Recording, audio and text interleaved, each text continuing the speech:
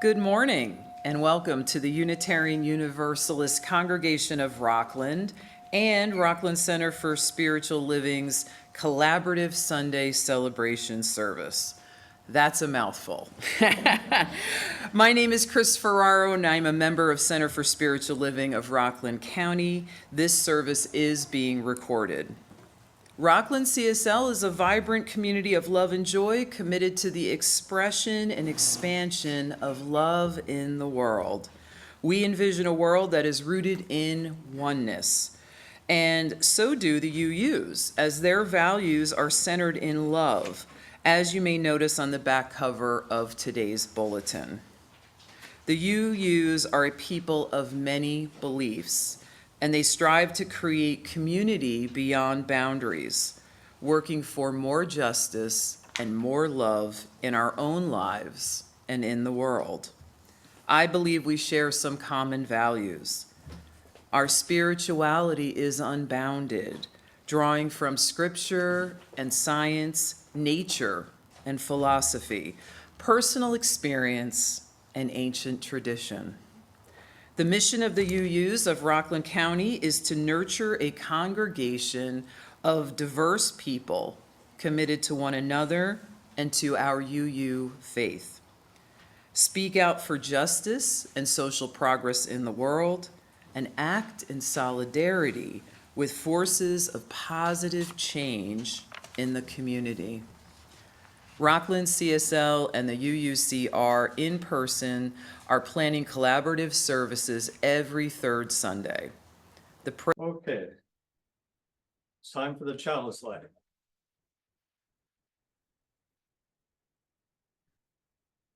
We hallow this time together by kindling the lamp of our heritage. Thank you, Chris. And now we have a very personal story from our Reverend Joan Faison. Okay. Comes to us from the Center for Spiritual Living. And Ken, let's go ahead and put up the slide picture of Joan's grandparents, and I'll welcome her to the podium. Thanks, Carl. Thank you. My grandparents, Bernice and Moses Pete, and I knew him as Grandpa Pete, my grandfather Pete.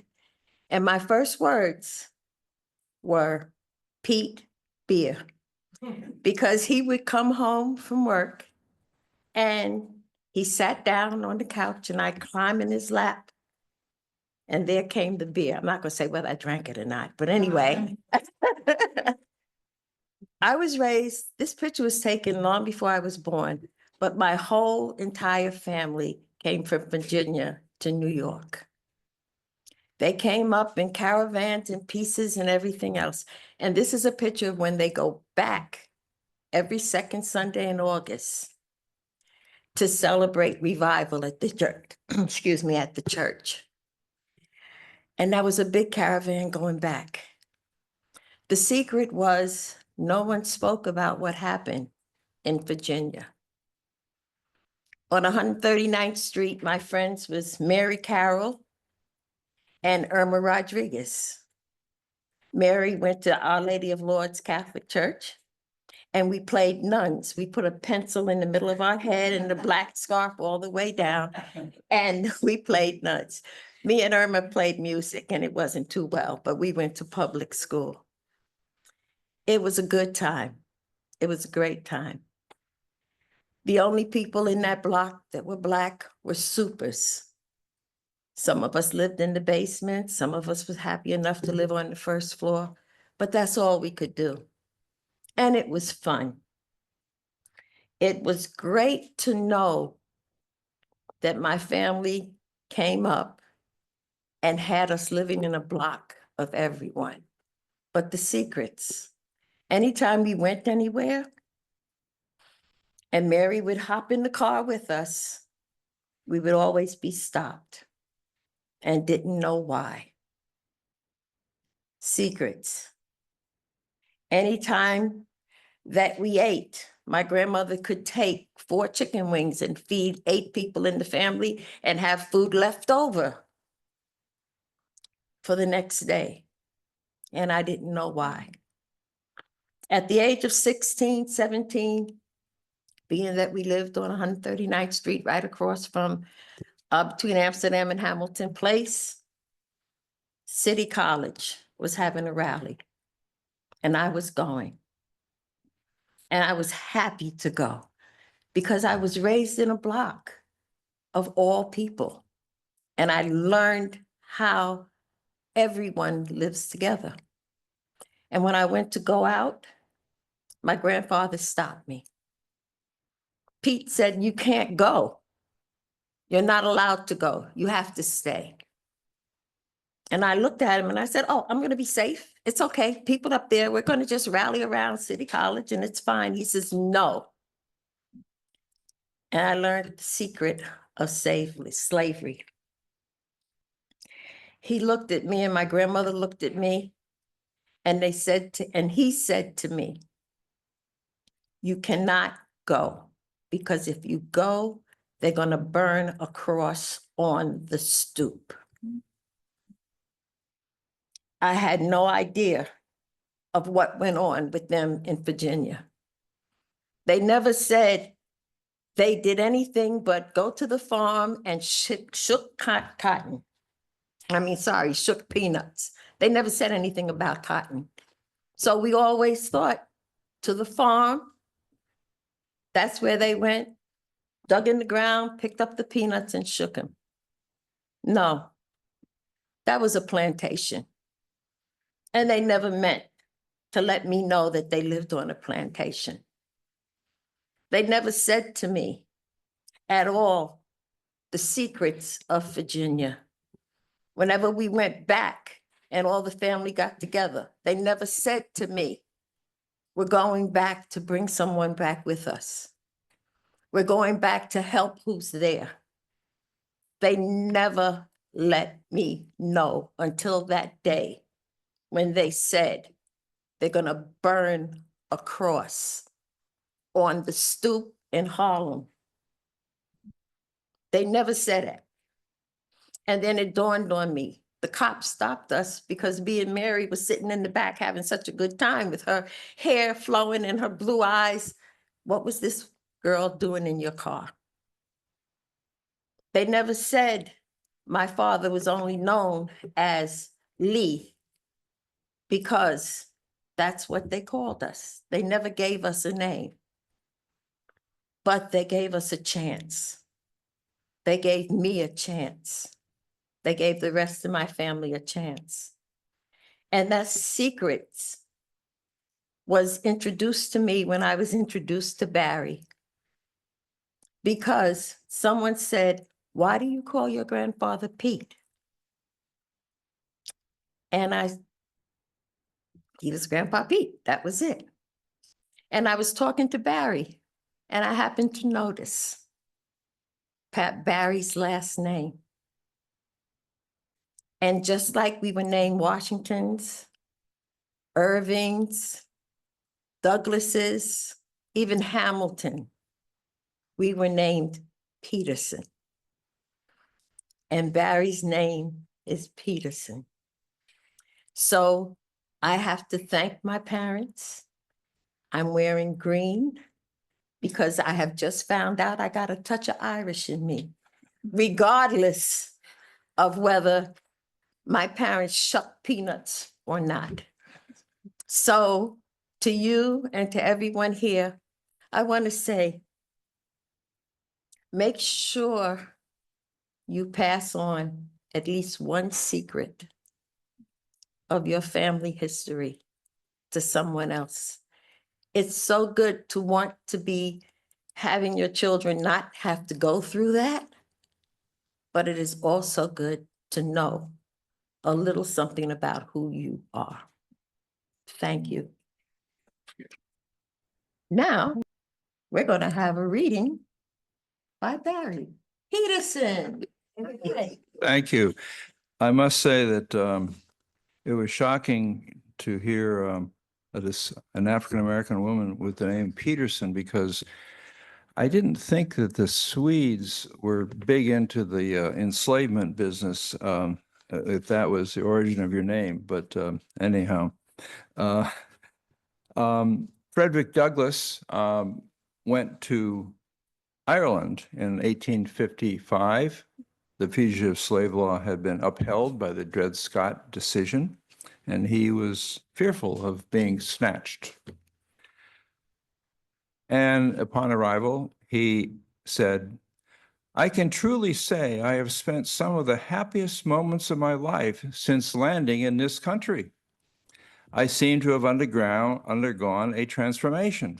I live a new life.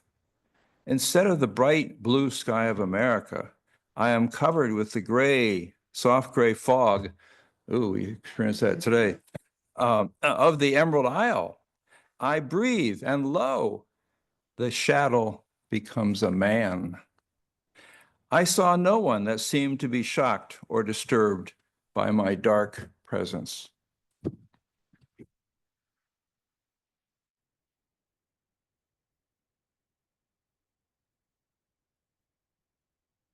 It's time to just take a breath, to come together as one, to breathe in the freedom, the joys, the concerns, and the love.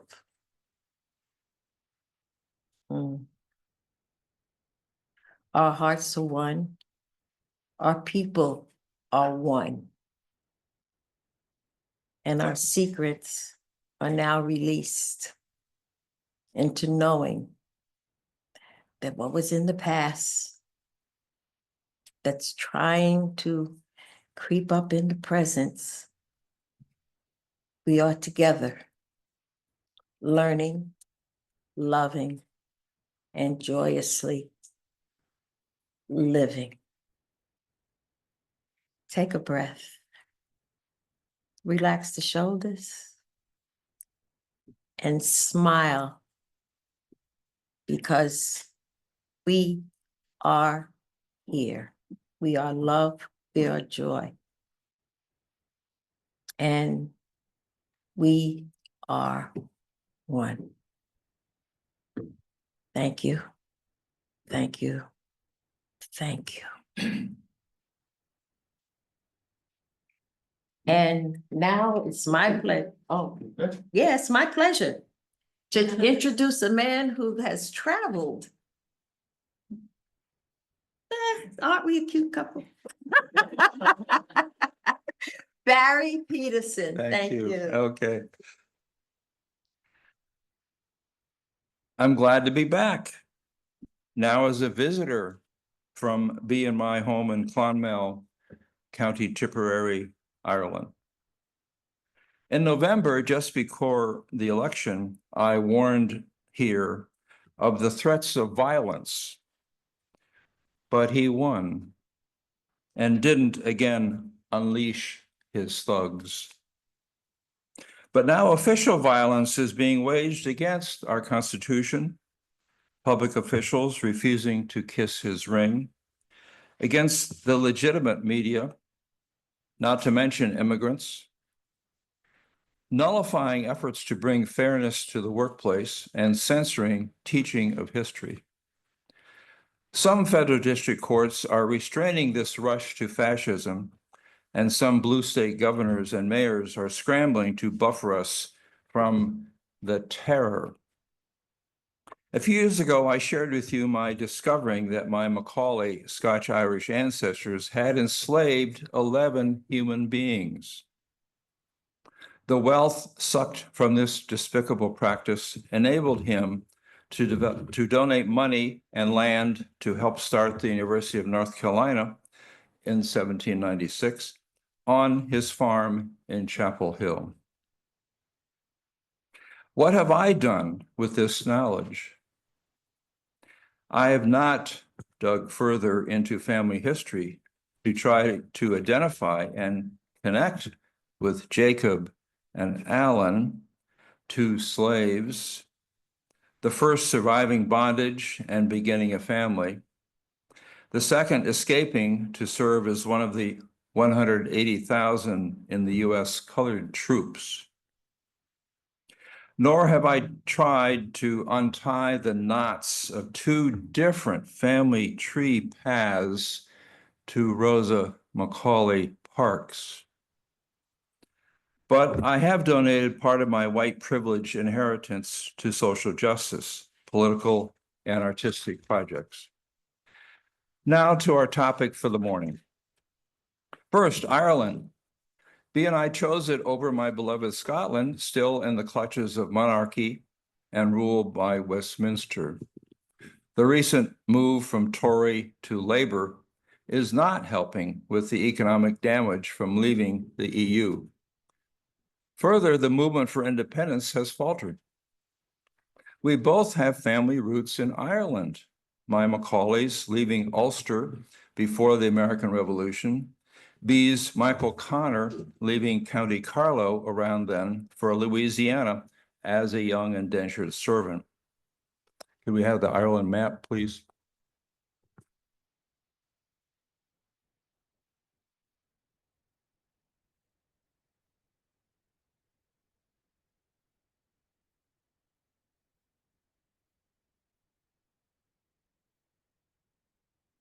I pointed to where we're living. After touring for 3 weeks in the fall of 2023, we decided on a row house in the small city of Clonmel. I spent about half the proceeds of my selling my Pauling house, and we moved in last August. Could we have the next picture, please?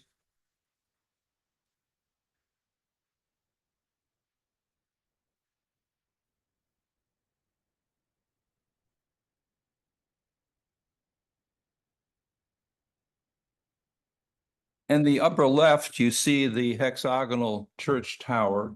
This is the view from our backyard. This is a church built in 1204.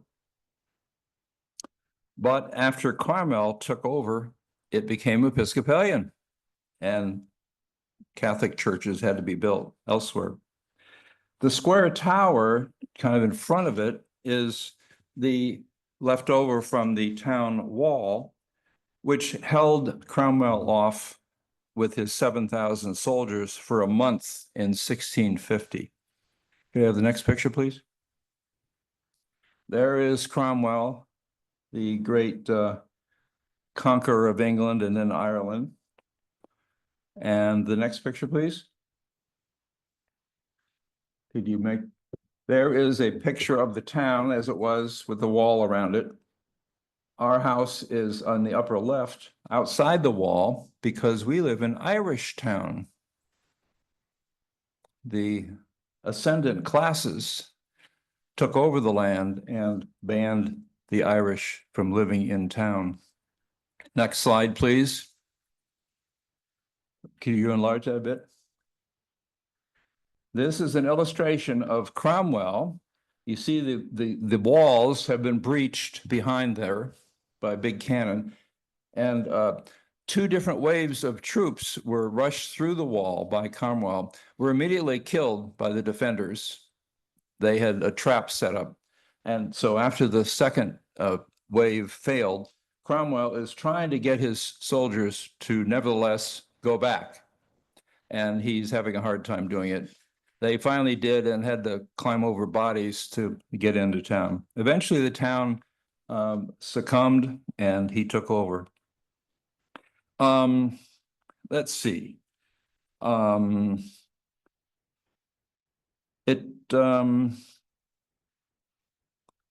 street, a block from the town wall, is named for O'Neill, who was the leader of the defenders. And as I plant and dig in my garden, I hope to come across, I mean, there were 4,000 soldiers there for a month. A musket ball, a belt buckle, a skull. Haven't found anything yet. To all Irish, mentioning Cromwell is like praising Sherman to a white supremacist resident of Georgia. Between Henry VIII taking over or destroying all the churches and monasteries, and then Cromwell's pillage, it surprises me that there are any religious structures left in Ireland. Turmoil and culture clashes seem endemic in Ireland. Stone Age people in Ireland built huge tombs well before the pyramids in Stonehenge. Newgrange is 300 feet wide, 50 feet high, and on the sunward side faced with white stone. And it was built before the pyramids, before Stonehenge. The Celts swept in from Europe.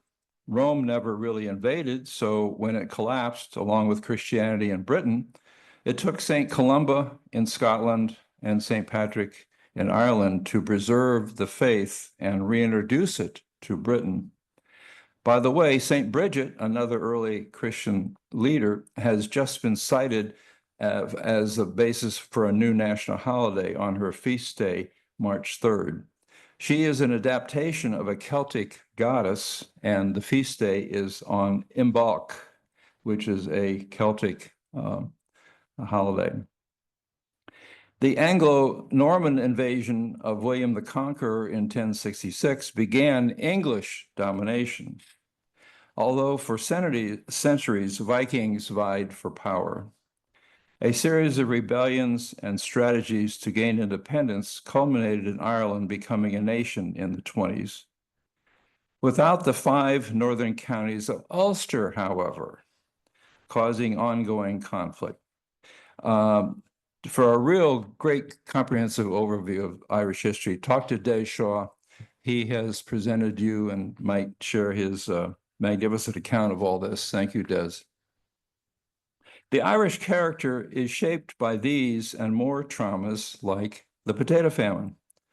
It seems to me their kindness and quick humor, which everyone comments on after spending some time in Ireland, their kindness and quick humor come from centuries of being oppressed and learning to control what they could, interpersonal relations. The church lost all credibility early this century with revelations of systematic sexual abuse by priests and parochial school teachers, plus the enslavement of unwed mothers in the infamous Magdalena laundries. As a result, birth control, gay marriage, and access to abortion and divorce were voted in, previously having been blocked by the church. Most Irish are nominal Catholics, but the few who attend church do so, they tell us, for spiritual, social reasons, and don't trust or respect the hierarchy, let alone many priests. Revelations of abuse continue. Their spirituality seems to be expressed in the kindness I mentioned. We went to 3 sold-out benefit concerts at churches before Christmas. Slide, please. This is in a 800-year-old Franciscan friary, one of the 3 benefit concerts. And this is the retired rugby team singing in this Franciscan church. Above it, you can see the crucifix. To the left, you can see a statue of St. Francis. I mean, boy, mix it all together. The male rugby, I mean, it was quite amazing. And all these concerts are sold out. They support local charities very, very much. Also, there is sympathy for the oppressed. Their strong support for the Palestinians is universal in Ireland. 2 practices occur that I think express their spirituality. There are yearly pilgrimage walks up a nearby hill where, and this happens all around Ireland, where a mass might be said, and then they walk down and have a party at a pub.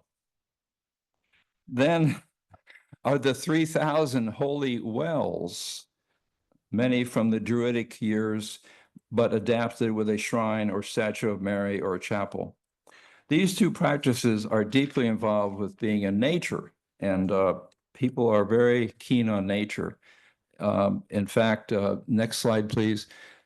Even today, people get onto the river, which is right near us, and there is B with the Dragon Boat Club of breast cancer survivor women who every Saturday paddle up and down the river shore. There are some personal interactions which might illustrate Irish culture, at least that we've seen so far. Number one, walking along a street-lit main street to my chorus rehearsals, 2 different times a car stopped, hailed me, offering a ride. They didn't, I mean, they just somehow recognized me. Number 2, walking in town during the day, most people look you in the eye, say hello, or respond when you say hello or good morning. And nobody is on their screen walking around. Third example, Main Street shops are basically mom and pops. Amazon and Walmart not having destroyed Main Street. Hackett's appliance store owner Sean did not ask for payment for several $1,000s of orders that he delivered the day after we ordered them. When I asked for a referral to an electrician, he picked up his phone and said, "Tommy, it's Sean. I have a customer needing some work done. Can ye? Are you available tomorrow?" Yes, he's available tomorrow. He'll be there. He was, he came, he did the work. It was cheap. Next example, Billy Lonergan is the police officer, or Garda. That's what they call the police in Ireland, Garda.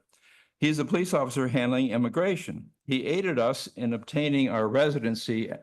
Let's see. After, as retirees of independent means who must buy health insurance and don't leave Ireland for more than 90 days in a year. That's what you need to have residency. He also investigates gun applicants for the court, which issues gun permits. Quote, "If I see on their social media them waving around a weapon or anything but hunting or target practice, they don't get a license." Next example. Drivers stop to let you cross the road, and there's hardly any horn tooting. And 0 big-ass pickup trucks driven around by young men displaying. 0. They display by going into the Gaelic Athletic Association, playing soccer or hurling or whatever. I like that. There are some myths about Ireland and its people that we can, I think, reject. It's dominated by the church. Nope, no longer. There is widespread drunkenness. In 6 months, we have not seen a person that seemed to be inebriated, and we've been all around different places. Maybe they drink at home. I don't know. It rains every day. Well, there's mist or soft rain, as they call it, but no big deluges, hardly any snow, and it's okay. People think that Ireland is still part of England. God, no. And people think that if you're not in Dublin or Galway or Cork, you live in a thatched cottage with dirt floored in an outhouse. No, this is not the quiet men, Ireland. People think that everyone is a poet, playwright, fiddle player, step dancer, or pub singer. Many are. With this background, let's go on to issues of race and slavery. Frederick Douglass was encouraged to visit Ireland by William Garrison to avoid the dangers of the being grabbed following the Dred Scott decision. He came to believe that the struggle against slavery was part of an international struggle for political freedom. He hung out with Daniel O'Connell, called in Ireland the Liberator.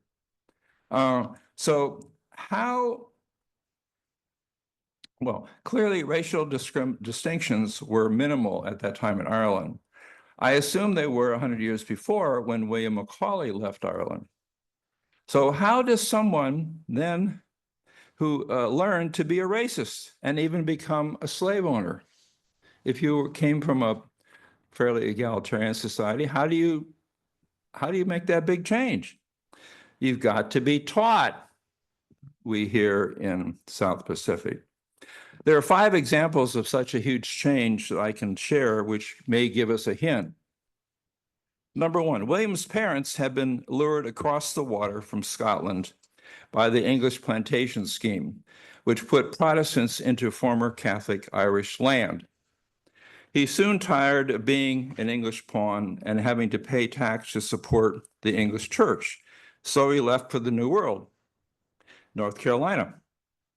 That area was booming with European invader economies based on slave labor.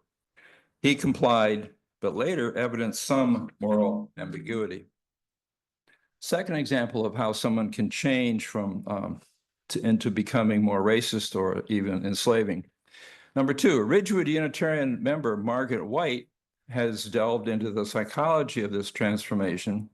In her book, Becoming White, she traces her Eastern Tennessee forebears arriving from the British Isles with few racial ideas or perceptions, but they learned how to see themselves as superior to dark-skinned people and thus developing rationales for enslaving them. After England banned the slave trade, Southern enslavers, bereft of new labor, began to rape to produce workers. And an internal slave market developed to ship slaves south to the growing sugar cotton plantations along the Mississippi. Third example of how someone might become a racist and an enslaver. Racial identities can be upended, as seen in one of B's ancestors in Louisiana. Michael Connor's son, Edward, had a relationship with Hortense Acquoy, a Black person. Adolphe, called in a newspaper the handsome Frenchman, one of their children, married another mulatto, Adelaide Gilliam. They named their children to ensure, they named their children to census takers as slaves, despite treating them as their children. Why would they do that? During the Civil War, slave catchers were empowered to snatch any dark-skinned person, sell them, or force them into the Confederate Army workforce. So that was protecting their children by calling them slaves.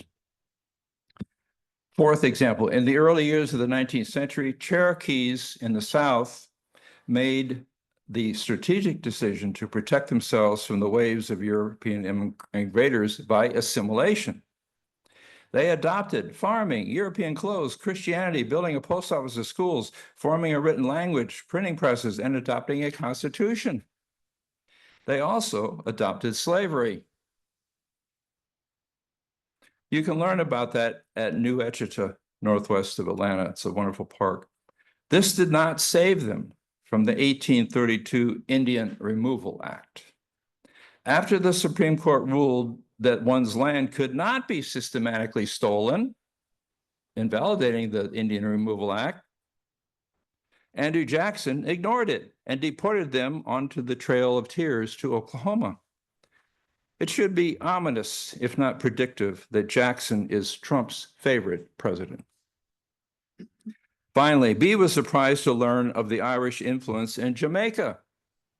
Cromwell's genocides left many orphans and still rebellious Irish men, so thousands were transported to Jamaica to struggle on the sugarcane fields feeding the rum industry. There is in Jamaica today a Clonmel, a Dublin, traditional fiddle and dance, Guinness beer, kilts, and of course, St. Patrick's Day observances. By the way, Rihanna and Bob Marley have Irish roots, as do 25% of the people in Jamaica. Eventually, some of these transplants overcame their imposed oppression, and a few even built and acquired plantations and enslaved their fellows. Again, a move from a different culture and economy forces many to adopt these practices. So what can we draw from all this?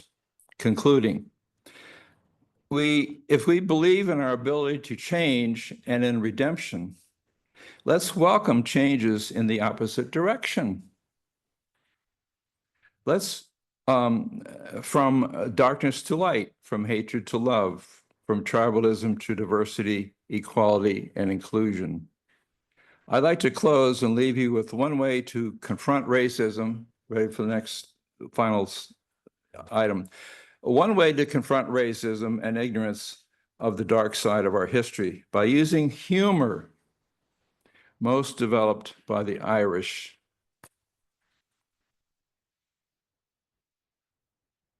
Listen carefully. It's funny though, America will teach you things about yourself sometimes as an immigrant that you didn't know. Like I arrived over here and it turns out I'm just another white guy. I'm meant to have the white guilt. I don't have any white guilt. Like in Ireland, we had potatoes in the ground. We picked them ourselves.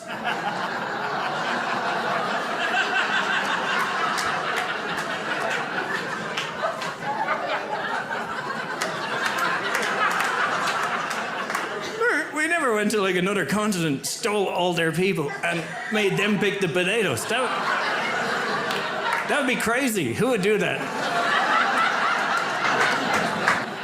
Okay. Be of good cheer in dark times, bring our positive light in our actions into the world, and be confident that the light shall prevail. So, we extinguish this flame, but not the light of truth, the warmth of community, or the fire of commitment. These we carry in our hearts until we are together again.